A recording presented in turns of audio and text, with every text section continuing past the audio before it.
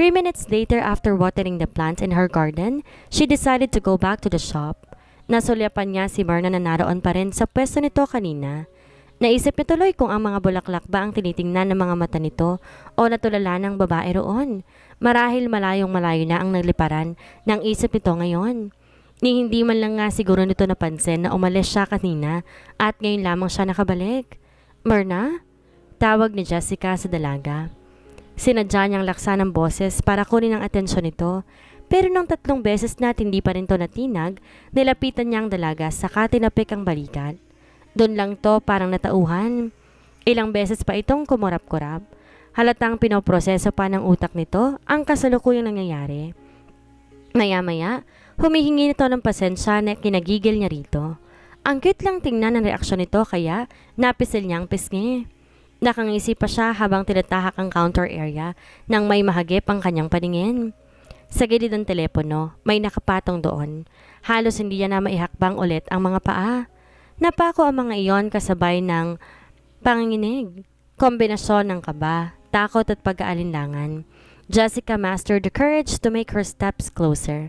Ang dapat 5 hakbang niya lamang, umabot ng 10 sa sobrang tipid ng ginawang hakbang ng kanyang mga paa. Sa kabila ng magkahalong pakiramdam, narating niya ang bagay na yon. She inspected it using her bare eyes pero naramdaman niya na hindi yun sapat para makumpirma niya, so she took another breath. The overall appearance of the flower itself is nerve-wracking. Mas lalo nang nakumpirma niya ang pulang likido na ginamit para ilagay sa vase ay purong dugo. Nginig ang kamay, inamoy niya yon. Otomatikong nawalan ng lakas ang kanyang kamay na may hawak na vase. Bumagsak iyon sa sahig na sa sobrang lakas ng impact, napalingon ng mga taong nagdaraan sa labas. It is a human blood. Nilingon niya ulit ang bulaklak na kalakip niyon. Chrysanthemum. Death flower? Ate! Paulit-ulit na sigaw ni Myrna habang nasa garden. Bigla ang pagdagsa ng kaba sa dibdib ni Myrna. Gabing-gabi na kasi pero wala pa rin siyang balita sa dalagang amo. Hapon pa nga nung nagsabi ito na may lalakarin na muna sandali. Nag-commute lang ito habang takot na takot itong mag-drive mag-isa dahil nga lumulobo na ng husto ang tiyan nito.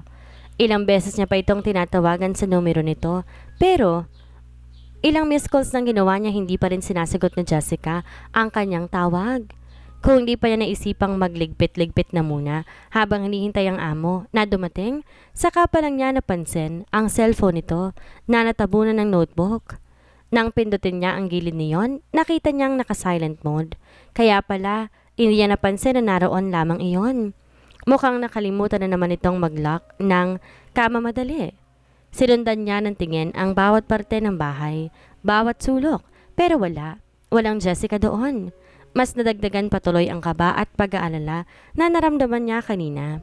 Ang natitirang konting what if sa isip niya, naglaho sa isang iglap lamang. Pinanghawakan niyang isiping baka nakauwi ng dalagang amo at di niya lang to napansin na dumating dahil hindi nito dala ang sasakyan.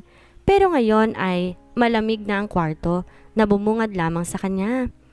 May ideya na pilit kumukudlit sa kanyang isipan pero ipinilig niya yon para mawala.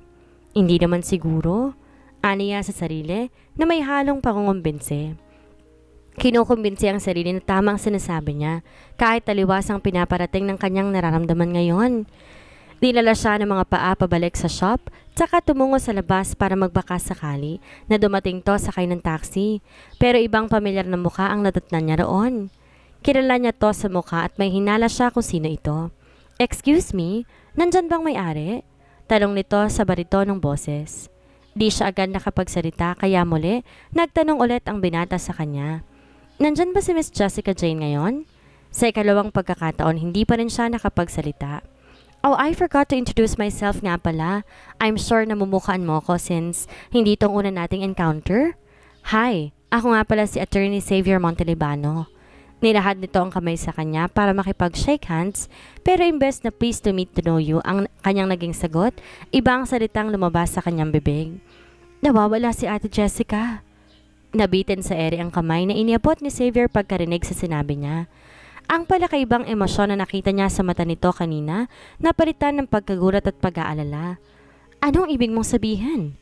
Alam niya, nagsisimula na itong magpanik pero pinigilan lamang nito iyon Dahil siguro naramdaman ng binata na konting-konti na lang, hahagulhol na siya sa sobrang pagkabalisa. Tell me the details one by one. I need to know everything para malaman ko rin kung bakit ka umabot sa ganitong konklusyon. Tumango siya. Nginig man ang diwa, inisa-isa niya ang mga detalye. Maya't maya ang ginawang pagtango ng binata na tila inililista nito sa utak lahat ng sinabi niyang detalye. So you mean to say, kanina pang tanghali umalis si Jessica at hanggang ngayon, hindi pa rin siya umuwi. Hindi mo rin siya makontak through call dahil naiwan niya dito ang cellphone niya? Pag-aanalisa ng binatang abogado na ikinatango niya. Malalim na pagbuntong hininga ang ginawa nito, tsaka pamaya-maya ang pagkagat ng Marien sa pang-ibabang labi. Baka nga magkasugat pa iyon sa sobrang diin. May unusual event pang nangyari lately bago nangyari to. I'm sure may basihan ka kung bakit naisip mo agad na nawawala siya. Pwede naman kasing napasarap lang ang pamamasyal niya at baka sa hotel na lang siya tutuloy ngayong gabi. Tiningnan siya na matiim ni Xavier. Alam niyang binabasa nito ang ekspresyon niya ngayon, kaya imposibleng makapagsinungaling siya ng harap-harapan dito. She promised Jessica that she won't tell anyone about what happened earlier, pero sa pagkakataong to, susuway niya ang pangakong iyon kung makakatulong ito para patibayin ang hinala niya. Kaninang umaga kasi may naglagay na naka-vase na bulaklak doon sa mesa niya, paunang wika niya. Tapos, you can call it a death threat, not a gift. Napag-abot ng kilay niya. Siguro napaka-nonsense ng sinabi niya kasi kadalasan kapag ganoon, it is a way to please someone kaya't pinagpatuloy niya ang pagsasalaysay para maliwanagan to. Chrysanthemum, ang bulaklak na nakatanggap ni ate imbes na tubig ang ginamit. Dugo ng tao ang laman ng vase. Ang lansa nga ng amoy na nabitawan ni ate Jessica. Ang vase saka nabasagin sa sahig. Putlang-putla ang mukha ni ate kanina. Sinisimbolo ng bulaklak na iyon ay ang kamatayan. Di man sabihin ni ate sa akin pero alam ko na ang ibig sabihin niyon. Mahaba niyang paliwanag sa binata. Baka may nangyari ng masama sa kanya sa mga oras na ito. Doon na talaga tuluyang nag-unahan ng pagbagsak sa kanyang mga luha. Ang sikip-sikip ng kanyang dibdib. Iniisip pa lang niya na may mangyayaring masama sa dalaga na tinuring na niyang nakatatandang kapatid na babae na dudurog na ng husto ang kanyang puso. Shh! Tumahan ka na. Mahahanap natin siya. Tinapek na Xavier ang kanyang balikat bago tumalikod para harapin ang cellphone. Ilang sandali lang nilapit na nito ang cellphone sa tenga matapos sagutin ng kusino ang tawag nito. Lumayo man to ng bahagya sa kanya, rinig niya ang sinasabi ng binatang abogado. Yes, estimated time. Tiningnan muna nito ang relong pambisig bago pinagpatuloy ang sinasabi. 8 hours. Yes. Alam ko naman yon, pero pwede bang i-check nyo na rin in case? Sige, salamat. I will wait for the update. Ilang tango pa bago pinutol ng binata ang tawag. Napabugat to na matalim na hininga at saka marahang na isuklay ang mga daliri ng sariling buhok. Di matiis ni Myrna na hindi magtanong kaya naglakas loob siyang talungin ng binata. Pulis ba yung kausap mo? Ano raw sabi? Hindi pa umaabot ng 24 hours simula nang mawala siya kaya hindi pa pwedeng ilagay as a missing person. Alam niya ng posibleng iyon talagang magiging tugon ng mga pulisya, pero mas lalo lang nadagdagan ng impormasyong iyon ang paninikip ng kanyang dibdib. Hindi man siyang may gawa pero nagigilty siya sa nangyayari. Unintentionally, she is at fault also. If ever a worse situation will happen to Jessica, makikita natin siya. Huwag kang mag-alala. I need to find another way while waiting for the update from the police station. Here is my contact number. Sabay kuha ni Xavier ng ballpen, pumunit ng papel sa notebook na naroon. Nilapag sa harap niya pagkatapos. Inform mo ako kung sakaling umuwi siya maya-maya. Aminado si Myrna, parang bastos siya ngayon. Tila tuod lang kausap ng binata. Di siya makapagsalita. Ilang sandali pa'y nagpaalam na sa kanya ang binatang abogado. Tulad kanina wala pa rin siyang naitugon hanggang sa likod na lang nito ang natanaw niya habang pasakay na to sa kotse. Tanaw niyang nakalapat na naman ang cellphone sa tenga nito at may kinakausap. Di nagtagal, gamunggo na lamang ang laki na sasakyan ng binata mula sa malayo. Naiwan na naman siyang mag-isa. Kombinasyon ng kaba, pag-aalala at guilt ang namayani sa kanyang dibdib sa mga oras na ito. Matagal din siyang nakampante. Hindi inaakalang darating pala talaga ang pagkakataong ito. Kinalimutan niya na ang posibilidad na baka mangyari ang lahat ng to, pero nagkamali pala siya ng hinuha. Tulalang tinignan niya ang pwesto ng among dalaga. Malaki ang puwang na naramdaman niya na makitang bakante iyon. Mas lumaki pa ang nararamdaman niyang puwang sa dibdib nang sumagi sa isip niyang posibilidad na baka habang buhay na iyong mababakante. Ate, hang on! Nawika ng isip niya. Mulat ang kanyang mga mata. Di niya alam kung anong oras na. Nakalimutan na nga niya hindi pala siya nakapaghapunan dahil sa sobrang pag-aalala sa amo. Basta na malay na lang niya na unti-unti nang nagsibukas sa mga kabahayan, tanda ng panibago na namang araw. She checked the time on her phone. It's 7 a.m. sharp. Madalian ang ginawa niyang pagtayo para puntahan ang loob ng bahay ng ate Jessica niya, pero laglag ang balikat na muling naupo siya pabalik sa stall ng flower shop. Her ate Jessica is still not here. 7 hours? 7 oras nang wala ng butihin niyang amo. Nagsimula na siyang panginigan. Bawat segundong lumilipas ay parang kable yun ng kuryente na unti-unti niyang sinasakal. Without second thoughts, she hurriedly grabbed her phone and dialed the number Xavier gave last night. Unang ring pa lang sinagot na ng kabilang linya ang tawag. She is sure na tulad niya ay wala ring tulog ang binata. Sino ba nang makakatulog kung hanggang ngayon wala pa rin silang balita kay Jessica? Unless, napatawag ka, umuwi na ba siya? Naputol ang malalim ang pag-iisip ni Myrna. Umiling bilang tugon na para bang nasa harap niya lang ang kausap. Maya-maya pa'y naglakas loob siyang magsalita. May lead na po ba kayo kung nasa ng ate? Dinig na dinig niya mula sa kabilang linya. Ang malalim ang pagbuntong hininga ng binata. Nakagat niya na mariin ang labi. Malamang frustrated din to sa nangyayari. Maya-maya'y nagsalita ito. Walang anumang lead. Ni isa walang makitang sign kung nasan siya ngayon. Mahirap kasi di niya dala ang phone niya at saka tulad nga ng sabi mo, di siya nagsabi kung saan siya pupunta.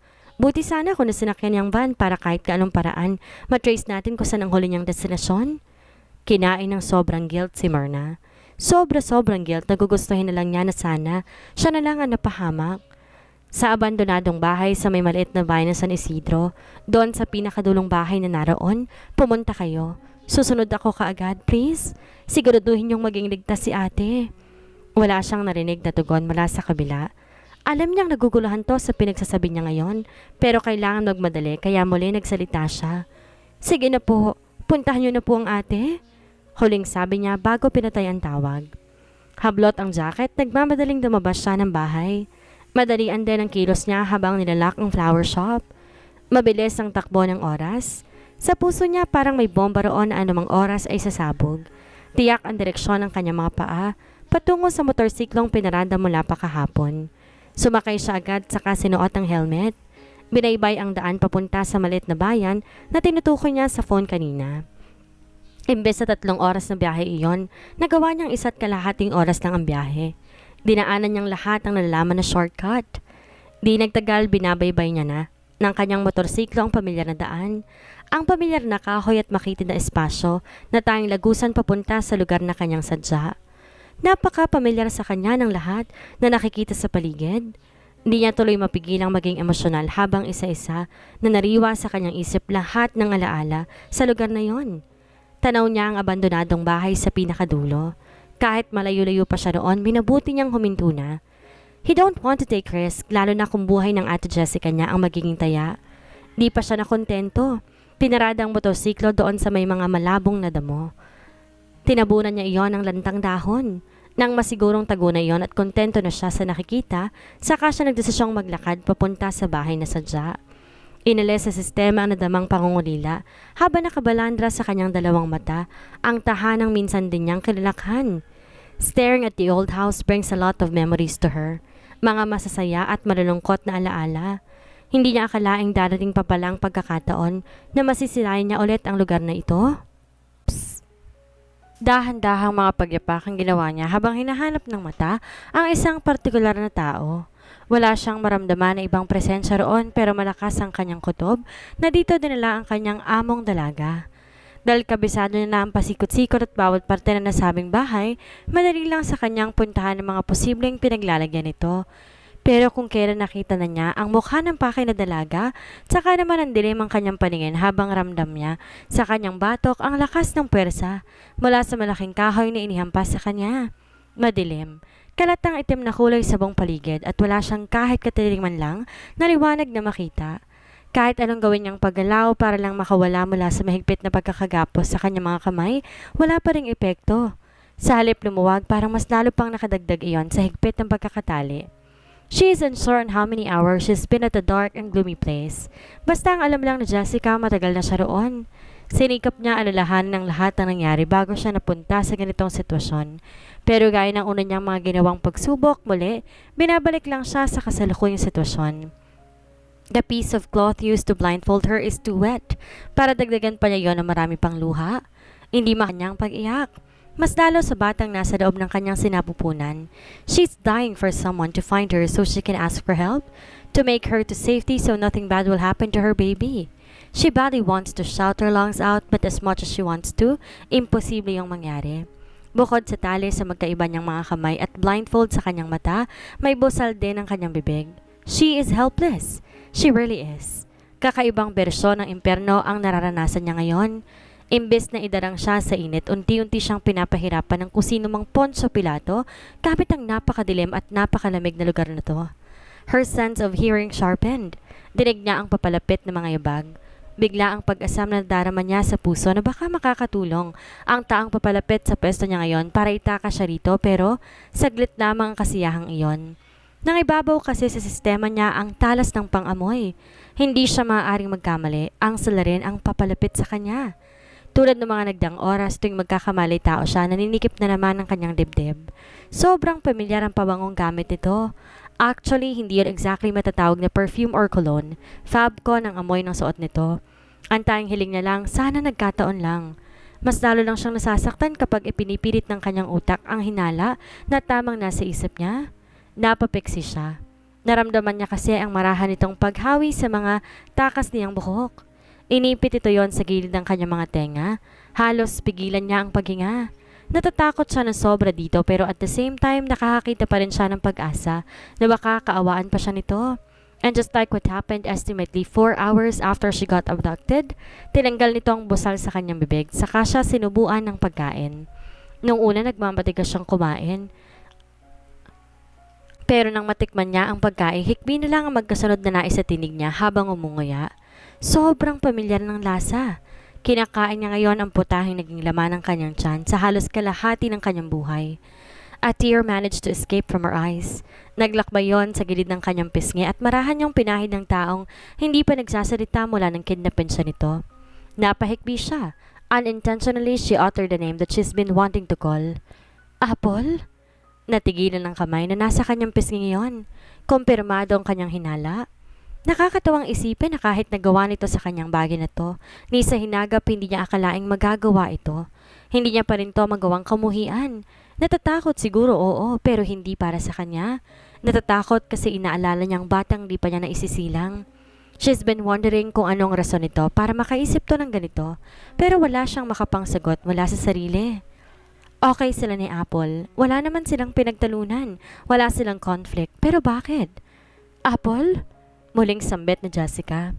Ewan, pero tayong pangalan lamang yata nito ang masasambit niya. Para kasing nagsilahong ibang mga salitang nakatala sa diksyonaryo ng kanyang utak. She heard Apple hissed. Stop calling me that. Aris. Call me Aris instead, Jessica. Nagsitindig ang mga balahibo ni Jessica.